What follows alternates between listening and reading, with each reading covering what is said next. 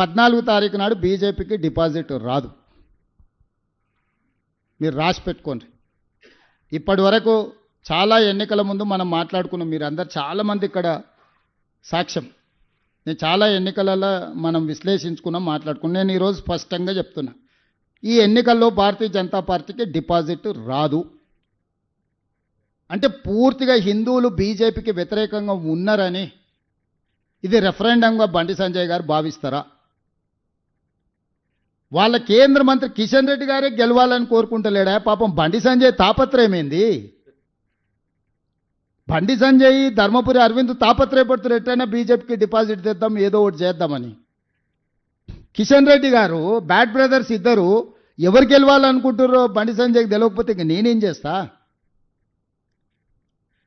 కాబట్టి ఇవన్నీ లోతుగా బండి సంజయ్ గారికి కూడా అవగాహన ఉండొచ్చు. ఎందుకంటే కార్యకర్త నుంచి కేంద్ర మంత్రి వరకు వచ్చిందంటే సంజయ్ గారికి తెలియని రాజకీయం ఉంటుంది, దట్టు బీజేపీలో అని నేను అనుకోను.